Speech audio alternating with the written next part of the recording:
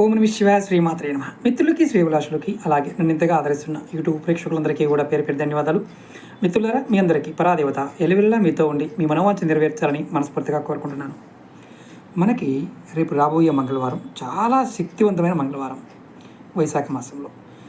ఈ మంగళవారాన్ని ఎవరైనా సరే అప్పుల బాధతో సతమతమైపోతూ అప్పులు తీర్చలేక ఇబ్బంది పడుతూ ఉన్నవారు ఈ మంగళవారాన్ని సద్వినియోగం చేసుకోండి. చాలా తేలికైన పరిహారం షార్ట్ వీడియోలు చెప్తాను. అలాగే మీకు ఈ వీడియో నచ్చినట్లయితే లైక్ చేయండి, ఛానల్ని సబ్స్క్రైబ్ చేసుకోండి. అలాగే 10 మంది మిత్రులకి ఈ వీడియోని షేర్ చేయండి. ఎవరైతే బాధల్లో ఉన్నారో వారిని కాపాడిన వారు అవుతారు. అలాగే ఖచ్చితంగా రామనామాన్ని కామెంట్ చేయండి. మీరు మంగళవారం నాడు చక్కగా స్నానం చేసి మీ దగ్గరలో ఉన్న ఆంజనేయ స్వామి దేవాలయానికి వెళ్ళండి.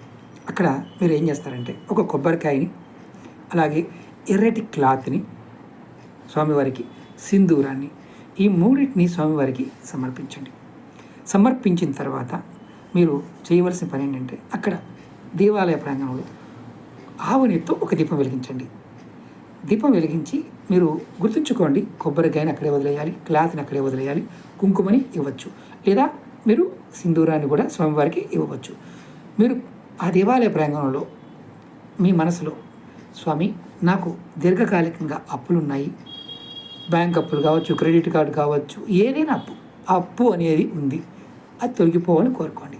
అలాగే ఇంకొక పని చేయాలి.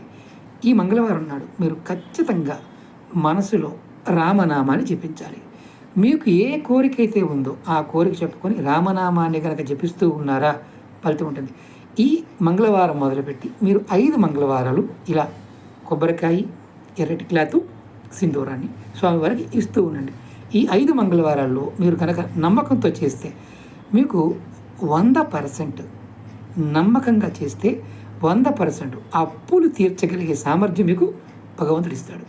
సమయం బాగోలేదు, ప్రయత్నం చేయండి, ఖచ్చితమైన ఫలితాన్ని పొందుతారు. అలాగే మీ అందరికీ నా వినపం ఏంటంటే ఇది చూసిన వ్యక్తులు ఎవరైనా సరే రామనామాన్ని కామెంట్ రూపంలో తెలియచేయండి.